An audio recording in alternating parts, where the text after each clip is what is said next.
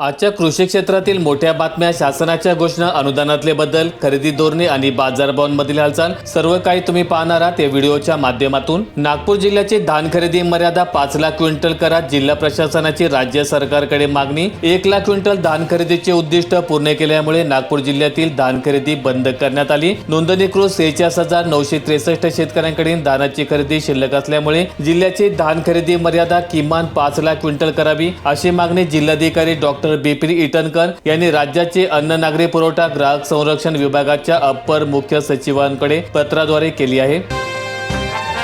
राज्यामध्ये 104 तांड्यांचे नवीन ग्रामपंचायतीमध्ये होणार रूपांतर, ग्रामविकास विभागाकडून मान्यतेचा अंतिम निर्णय। राज्यभरातून दाखल झाले होते सुमारे 800 प्रस्ताव। ग्रामीण भागासाठी किमान 2000 लोकसंख्या व 2 गावांमधील अंतर हे किमान 3 किलोमीटरपेक्षा जास्त असणं आवश्यक आहे। तांडा वस्ती व भटक्या विमुक्त जमातींच्या वसाहतीत किमान 700 लोकसंख्येचा विशेष निकष लावला जातो।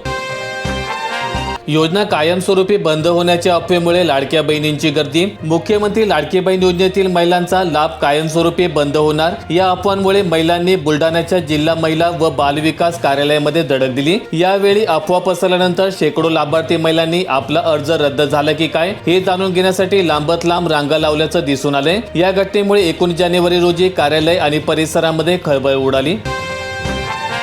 जळगाव जालना रेल्वे मार्गाला वेग, पौळजवळ उड्डाणपूल होणार, समृद्ध रेल्वे कनेक्टिव्हिटीकडे वाटचाल। 174 किलोमीटरचा जळगाव जालना रेल्वे मार्ग आकार घेतोय। स्थानकाच्या ठिकाणाबाबत अनिश्चितता कायम असल्यामुळे नागरिकांमध्ये संभ्रमाचं वातावरण आहे। स्थानकाच्या अंतिम जागेची घोषणा लवकर व्हावी, अशी मागणी या परिसरातील स्थानिकांकडून करण्यात येत आहे।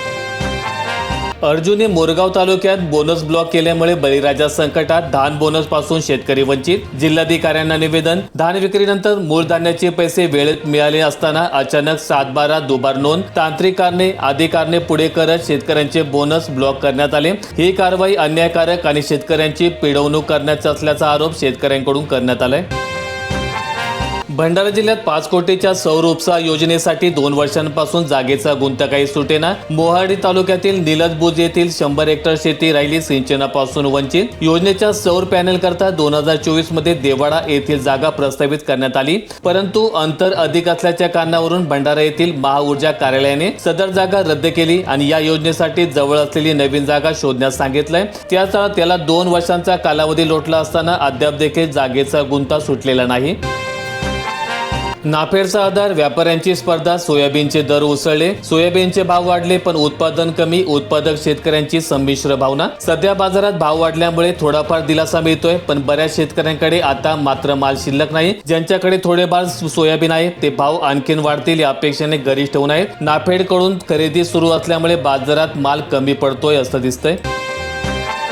नांदेडच्या वाळू माफियांचे थेट वसमतपर्यंत कनेक्शन, महसूल विभागाची डोळेझाक। नांदेड जिल्ह्यातील नदीपात्रातून राजरोसपणे अवैध वाळू उपसा, वसमत पोलीस ॲक्शन मोडमध्ये।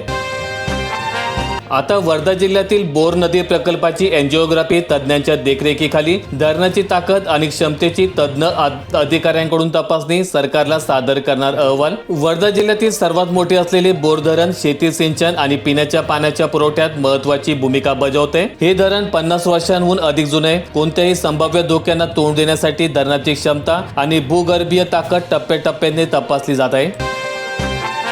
रेशनचे धान्य कायमचे बंद होणार, राज्य शासनाकडून सर्व जिल्ह्यांना याद्या जाहीर, केशरी आणि पिवळ्या शिधापत्रिकाधारकांचा पुरवठा थांबणार। रेशनचे धान्य कायमस्वरूपी बंद करण्याचा निर्णय राज्य शासनाने घेतलाय। सर्व जिल्ह्यांच्या याद्या जाहीर, केशरी आणि पिवळ्या शिधापत्रिकांचा पुरवठा थांबणार। सीसीआयची कापूस विक्री सुरू, गेल्या हंगामापेक्षा दर 3000 अधिक, बाजारभाव स्थिरावले। कॉटन कॉर्पोरेशन ऑफ इंडिया अर्थात सीसीआयने यंदाच्या हंगामात खरेदी केलेल्या कापसाची विक्री सुरू केली, त्यामुळे आता यापुढे सीसीआयच्या कापूस विक्री दरानुसार बाजारात बदल होताना दिसतील। तर दुसऱ्या बाजूला सरकारी कापूस खरेदीमुळे हमीभावाचाही आधार बाजाराला बसणार आहे, त्यामुळे काही दिवस बाजारात स्थिरावण्याची शक्यता अभ्यासकांनी वर्तवलेली आहे। भेसळयुक्त पनीरचा वाढता शिरकाव, बनावट पनीरमुळे आरोग्याला गंभीर धोका, अन्न औषध प्रशासन विभागाचे सातत्याने याकडे दुर्लक्ष। अधिक नफा मिळवण्याच्या लालसेपोटी काही उत्पादक पनीर तयार करताना दुधाऐवजी स्टार्च, कृत्रिम दुधाचे घटक, वनस्पती तूप, वॉशिंग सोडा, डिटर्जंट आणि रासायनिक न्यूट्रलायझर्सचा वापर करत असल्याचं उघड झालंय। युरियाचा काळा बाजार चव्हाट्यावर कृषी विभागाचा चौकशीचा फार्स 2 दिवसानंतर चौकशीसाठी आलेल्या पथकाने शेतकऱ्यांसमोरून घेतला काढता पाय। फुलंब्री तालुक्यातील बोरगाव अर्ज परिसरात 166 रुपयांची युरियाची गोणी 500 रुपयांना विकली जात असल्याचा खळबळजनक प्रकार उघडकीस आला होता आणि या घटनेनंतर 2 दिवसांनी कृषी विभाग जागा झाला खरा, मात्र ही चौकशी केवळ नामदारी ठरल्याचा आरोप शेतकरी करतानाचा दिसतोय। मंगळवारी कृषी विभागाचे अधिकारी चौकशीसाठी आले, पण प्रत्यक्ष कारवाई करण्याऐवजी त्यांनी दुकानदारांना वाचवण्याचा प्रयत्न केल्याचं चित्र पाहायला मिळालं। रोजगाराच्या शोधात नंदुरबार जिल्ह्यातून 10,000 कुटुंबांचे स्थलांतर, महिला व बाल विकास विभागाचे सर्वेक्षण, परराज्यात गेलेल्या सोयी सुविधांचा प्रश्न ऐरणीवर। ग्रामीण भागातही प्री वेडिंग फोटोग्राफीचा वाढता ट्रेंड, लग्नाच्या खर्चात लक्षणीय वाढ। 1 लाखाहून अधिक खर्च प्री वेडिंग अल्बम आणि शूटिंगसाठी लागतोय। प्री वेडिंग फोटोशूटसाठी वेगवेगळ्या पॅकेजनुसार खर्च ठरतोय। गेल्या काही वर्षात नववधू आणि वरांचा याकडे वाढता कल असून साक्षगंधाच्या दिवशी किंवा लग्नापूर्वी काही दिवस आधी शहरात किंवा निसर्गरम्य ठिकाणी जाऊन शूटिंग काढण्यावर भर दिला जात आहे। लाडक्या बहिणींची घरोघरी जाऊन प्रत्यक्ष पडताळणी होणार, राज्य सरकारचा महत्त्वाचा निर्णय। लाडकी बहीण योजनेच्या लाभार्थ्यांसाठी महत्त्वाची बातमी येते। लाडकी बहीण योजनेत महिलांची आता प्रत्यक्षरित्या पडताळणी केली जाणार आहे। बीड जिल्ह्यात 28,778 शेतकऱ्यांसाठी 19 कोटी रुपयांचा निधी मंजूर, वाटप सुरू झाले। अतिवृष्टीमुळे 4,110 हेक्टर क्षेत्र बाधित झालं होतं। सोयाबीन 5,000 गेले, आणखीन किती वाढ? शेतकऱ्यांच्या घरातील माल तर संपला, आता फायदा कुणाचा होणार? भविष्यात दर आणखीन वाढतील या अपेक्षेने व्यापारी आणि प्रक्रिया उद्योगांकडून सोयाबीनची खरेदी करण्यात आली, त्यांचं आता चांगलंच फावणार आहे। यवतमाळ जिल्ह्यातील पुसद परिसरात सिंचन योजना 30 वर्षांपासून रखडली, धरण उशाला, कोरड मात्र घशाला, लोकप्रतिनिधींचे आश्वासन फोल। नागपूर ईदमध्ये ते विधिमंडळाचे हिवाळी अधिवेशन होते, त्या अधिवेशनात माळ पठारावरील पाण्याचा प्रश्न कायम सोडवण्यासाठी ठोस निर्णय व्हावा अशी अपेक्षा ग्रामस्थांना होती, परंतु त्यासाठी अद्यापर्यंत कोणताही ठोस निर्णय घेतला नसल्याचा आरोप गावकऱ्यांनी केलेला आहे। वर्धा जिल्ह्यात पोखरा 2.0 अंतर्गत जिल्ह्यातील 383 गावांची निवड झाली। शाश्वत शेतीला प्रोत्साहन, हवामान बदलामुळे उद्भवणाऱ्या परिस्थितीवर मात करणे आणि शाश्वत शेतीला प्रोत्साहन देण्यासाठी हा प्रकल्प राबवण्यात येतोय। दुसऱ्या टप्प्यात विविध घटकांसाठी शेतकऱ्यांना शासनाकडून अर्थसहाय्य आणि अनुदान उपलब्ध करून दिले जाणार आहे। हंगामपूर्वीच तुरीला चमक, दर पोहोचले 7,500 दिलासा, पण साठवणुकीतील तूर नाही, 500 ते 700 रुपयांनी दरवाढ। मार्केटमध्ये सध्या नव्या तुरीची आवक सुरू असली तरी विदर्भातील गावरान तुरीचा हंगाम जानेवारी अखेरनंतर सुरू होत असतो। सध्या तुरीच्या दरात अचानक वाढ झाल्याचं चित्र बाजारात दिसून येत आहे। सर्वच कृषी उत्पन्न बाजार समित्यांमध्ये तुरीचे दर प्रति क्विंटलमध्ये काही दिवसातच 500 ते 800 रुपयांनी वाढलेले आहेत।